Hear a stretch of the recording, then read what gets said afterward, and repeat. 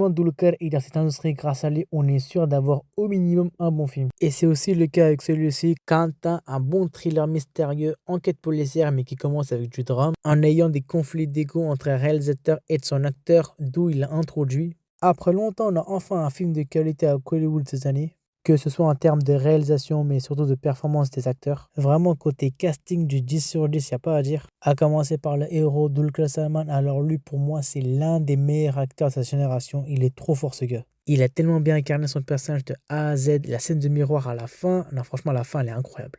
Ensuite, Samantha Ergani, pour moi, il est équivalent à Dulquer Salman, que ce soit en termes de personnage, même côté performance. Ensuite, l'actrice Bagashi, elle a fait ses meilleurs débuts à Hollywood, mais surtout, elle a fait, je pense, son meilleur rôle de sa carrière jusqu'à maintenant.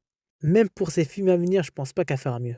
Il y a encore Vlad des bons personnages, mais on va finir avec Rana Dagobadi. Lui, en vrai, pour certains, ça peut être irritant, mais moi, perso, je l'ai bien aimé. Limite, je dirais son personnage préféré du film, il était drôle, arrogant. Ok, il a pas fait son meilleur rôle de sa carrière, même niveau performance.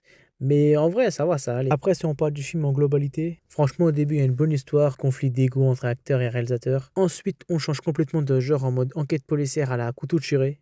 Si je dirais des défauts, c'est vraiment à partir de là en mode enquête policière. Vraiment là, il faut être patient. C'est vraiment vers là qu'on ressent un peu la lenteur du film. Et il y a un autre point négatif, c'est les problèmes des effets spéciaux qu'on trouve un peu partout dans le film. Mais ça m'empêche pas de dire comme quoi que le film, il est très bien. En tout cas, Dulquer Salman, pour moi, c'est une valeur sûre dans le cinéma indien. Il sort que des pépites, que ce soit Lucky Bhaskar, Kanum Kanum Kollayadital, Sitaramam, non pas toi, Ok Kanmani ou Vaille Modipeso, non franchement que des bangers. Pour finir, Kanta, je lui donnerai la note de 3,5 sur 5.